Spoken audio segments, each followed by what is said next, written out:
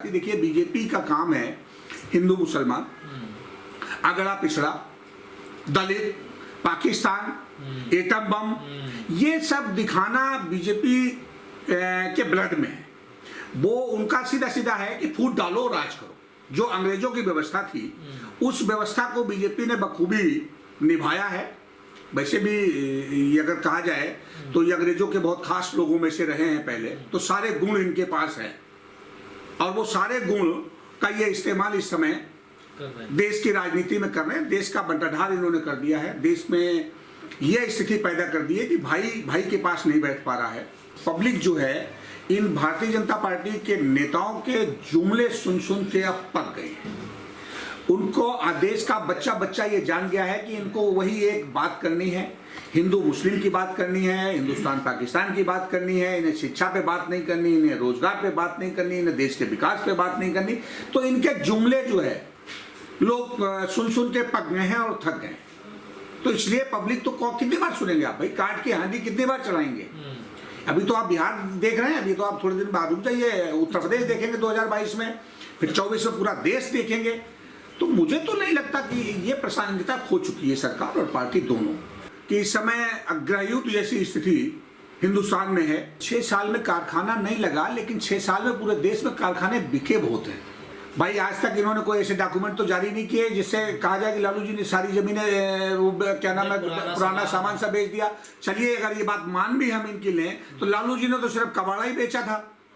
ये तो रेलवे की जमीन बेच रहे हैं, रेलवे स्टेशन बेच रहे हैं, रेलवे की गाड़ियां बेच रहे हैं। ये क्यों बेच रहे हैं? और उसके बाद भी रेल को प्रॉफिट में नहीं ला पा रहे हैं।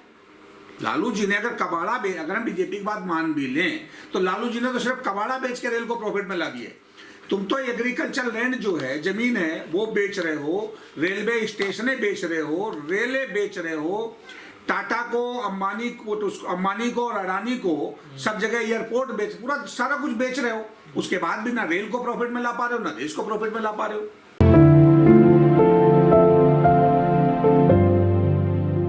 देखिए, बिहार की जो चुनावी समीकरण है वो बड़े स्पष्ट है, बहुत क्लियर है।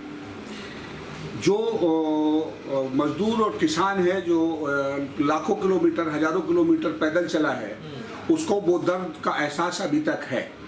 और जो गठबंधन है वहाँ एनडीए का, उसमें सब मौकाप्रस्त लोग हैं, सब लालची और स्वार्थी लोग हैं। 15 साल से एनडीए की सरकार है वहाँ, किसी तरीके के रोजगार का सृजन नहीं हुआ है। कोई कल कारखाना वहाँ नहीं लगा है। जो लगे हैं उनको बेचने का काम गवर्नमेंट कर रही है निरंतर। बेरोजगारी बिहार में चरम पर है। युवा बिहार में देखें, सबसे ज़्यादा पलायन देश के विभिन्न कोनों में, हर सेक्टर में बिहार के लोग जा रहे हैं। बिहार का युवा पढ़ा लिखा युवा है। बिहार में सबसे ज़्यादा आईएएस आईपीएस देने का काम बिहार करता है। सबसे ज़्यादा इंजीनियर डॉक्टर्स देने का काम बिहार ने किया है।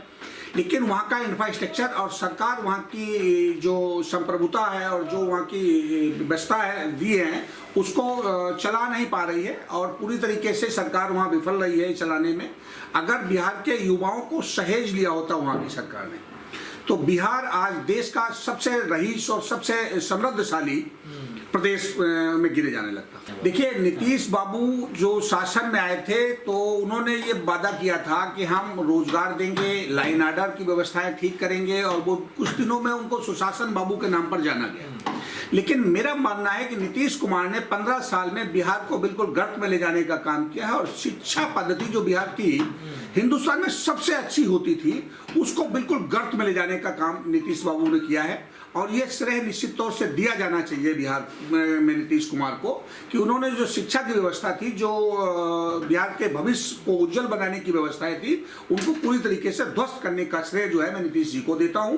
और भारतीय जनता पार्टी के जो उनके पिछले लघु नेता हैं सुशील मोदी जी, उनको जाते। तेजस्वी जी ने जो फेंका है पाछा 10 लाख रोजगार वाला, तो ये विवश कर दिया है सुशासन बाबू को और विकास बाबू को। दोनों, विकास बाबू मोदी जी हैं और सुशासन बाबू जो हैं वो नीतीश जी हैं। तो दोनों ये लोग विवश हो गए। अभी मैं एक नेता का बयान सुन रहा था, स्मृति ईरानी जी का, तो उन्होंने कहा कि वो हमने 5-15 सालों में 90,000 रोजगार दिए और हमने 15 लाख का वादा, 6 लाख का वादा किया था। तो वो 90,000 15 साल में रोजगार दे पाए हैं। अब वो तेजस्वी जी से पूछ रहे हैं कि आप 10 लाख रोजगार कहां से दोगे, लेकिन खुद अब 19 लाख पे आ गए हैं कि हम 19 लाख लोगों को रोजगार देंगे। मैं जानना चाहता हूं, स्मृति जी से पूछना चाहता हूं कि जब तेजस्वी 10 लाख नहीं दे पाएंगे तो आप 19 लाख कैसे देंगे? और अगर आप 19 लाख देने में कैपेबल थी और आपकी सरकार वो रोजगार दे सकती थी, तो इन 15 सालों में 50,000 या 1 लाख ही आप क्यों दे पाए? इसमें आपने 15,000, 20 लाख, 10 लाख क्यों नहीं दे पाए? मैं कह रहा हूं 19 लाख का जो आप वादा कर रही थी, ये 19 लाख आप दे देती पहले रोजगार लोगों को, उसके बाद में आते कहते साहब हमने 19 लाख दिया और हम आगे और 19 लाख और देंगे, तो आपकी बात समझ में आती। मैं गंगा जमुनी तहजीब से आता हूं और मैं अवध का रहने वाला हूं। हमारे यहाँ बड़ी स्थिति थी, होली, दिवाली, ईद, सब पे हम एक दूसरे के गले मिलते थे, सबके दुख दर्द में खड़े होते थे। आज की स्थिति है भाई भाई के पास नहीं बैठ रहा है। ये इन्होंने माहौल इस तरीके का देश का बना दिया। शिक्षित लोग हैं बिहार के और बड़े कर्मठ लोग हैं, वो मेहनती लोग हैं, तो उनको काम करना और काम का हिसाब लेना दोनों आता है। वो जानते हैं कि काम कैसे किया जाए और काम कैसे कराया जाए। पहले नहीं किया, इसी चुनाव में ऐसा क्यों हो रहा है? नहीं, ऐसा है, देखिए पहले से बिहार के युवाओं ने हिसाब लेना शुरू किया है, बहुत पहले से बिहार का युवा हिसाब ले रहा है। और लोगों ने, अगर बिहार का युवा हिसाब नहीं लेता लालू जी से, तो नीतीश जी सुशासन बाबू नहीं होते। तो उन्होंने बिहार की कमान युवाओं ने ही बीजेपी को और नीतीश बाबू को दी थी, और ये अपने अपने हितों में अपनी अपनी सरकार चला रहे हैं। इन्हें प्रदेश के युवाओं का कोई मतलब नहीं है, इनसे बिहार के विकास से इनको कोई मतलब नहीं है। मैंने बताया आपको, कहा पहले भी, एक 15 साल में एक कारखाने का नाम बता दें तो एक कारखाना इन्होंने बिहार में लगाया हो। एक कोई डेवलपमेंट का काम बता दें, बिहार की सबसे अच्छी शिक्षा व्यवस्था होती थी। बाकी तो बिहार की स्थिति निश्चित तौर से मैं कह सकता हूं कि बड़ी खराब रही है, लेकिन शिक्षा व्यवस्था, अगर ये जंगल राज की भी बात करें तो उस समय में भी बिहार की शिक्षा व्यवस्था पूरे देश पर भारी थी। आज वो शिक्षा व्यवस्था ही इन्होंने बैठा दी है, बिल्कुल शिक्षा व्यवस्था ध्वस्त कर दी है बिहार। कोई कारखाना बंद नहीं हुआ। जितने सरकारी उपकरण थे, जितने सरकारी कारखाने थे, जो हमारे समाज की धरोहर थी, जब से मोदी जी सत्ता में आए और इन्होंने शासन संभाला, इससे पहले भी मैं बताऊं, पीछे भी भारतीय जनता पार्टी की सरकार में अगर आप देखेंगे तो एक देश बेच मंत्रालय हुआ था, विनिवेश मंत्रालय, जिसमें उनके मंत्री बनाए गए थे अरुण शौरी साहब, तो उसका नाम ही हमने देश बेच मंत्रालय रखा था। तो जितने संस्थान हमारे प्रॉफिट में चल रहे थे, वो सारे के सारे संस्थान घाटे में लाई है सरकार, और कह रही है कि वो घाटे में है, उनको बेच दो, वो लोग काम नहीं करते।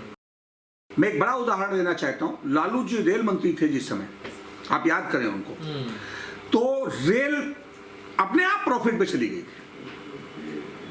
लालू जी रेल मंत्री रहते हुए रेल कभी घाटे में नहीं गई, क्योंकि उन्होंने निजीकरण नहीं करना था उस रेल का। उसकी एक एक चीज का उपयोग लालू जी ने बड़ी समझदारी से किया और रेल हमेशा प्रॉफिट में रही। मेरा मानना है कि सरकार बनने की बात छोड़ दीजिए, ये बिहार में मुझे लगता है मुंह दिखाने की स्थिति में नहीं होंगे। टेलीविजन ने तो देश को, हिंदुस्तान को विश्व गुरु बना दिया है और विश्व की सबसे बड़ी महाशक्ति बना दिया है। उसके बाद भी हमारी जमीनें कब्जा हो रही हैं। रोज प्रधानमंत्री जी कह रहे हैं हमको पाकिस्तान भी आग दिखा रहा है, हमको चाइना भी आग दिखा रहा है, और हम कुछ नहीं कह पा रहे हैं। वो बिहार में कह रहे हैं कि हम दवा देंगे, आपको वैक्सीन देंगे, आप हमको वोट दोगे। लेकिन अगर वोट नहीं दिया तो क्या ये बिहार को वैक्सीन नहीं देंगे? या जो वैक्सीन बना रहे हैं ये भारतीय जनता पार्टी के घर में बन रही है, इसमें देश का पैसा लग रहा है, देश के एक एक मजदूर की मेहनत लग रही है, एक एक मजदूर का पैसा लग रहा है, किसान का पैसा लग रहा है। ये किसी की बकौती नहीं है कि हम वोट देंगे तो देंगे, नहीं वोट देंगे तो नहीं देंगे। कैसे रोक लेंगे भाई आप अपने घर में बना रहे हैं, बीजेपी का पैसा लग रहा है उसमें, देश का पैसा लग रहा है। सिर्फ जुमला, वही मैंने कहा, ये सारे लोग जुमलेबाज हैं, ये जुमला करते हैं और इसीलिए जनता अब इनसे पक चुकी है और वो इनकी सभाओं में, मीटिंगों में इनकी शक्ल देखना नहीं चाहती देश की जनता। भाई जो गलतियां जनता ने की हैं, इस बार वो गलती जनता पूरी रूप से अपनी सुधारेगी, और बिहार में ही नहीं सुधारेगी, बिहार में सुधारेगी, यूपी में सुधारेगी, देश में सुधारेगी। देखिए साहब, पीएम तो जनता ने उनको देश का बनाया था, लेकिन वो संघ के पीएम बन के रह गए और संघ के पीएम हैं। और जब वो संघ के पीएम के नाते देश की जो दुर्दशा आज है उससे कोई आदमी ऐसा नहीं है कि जो वाकिफ ना हो। पूरे देश की दुर्दशा उन्होंने खराब कर दी। अर्थव्यवस्था आप देख लें कि आपकी कहाँ जा रही है। कल कारखानों की स्थिति देख लीजिए, बेरोजगारी देख लीजिए, शिक्षा की स्थिति देख लीजिए, चिकित्सा की स्थिति देख लीजिए, कोई भी सेक्टर उठा के आप देख लीजिए, सारे सेक्टर सब ध्वस्त हो चुका है। देश का पूरा सिस्टम गर्त में चला गया है। सरकार गर्त में ले जाने का काम कर रही है।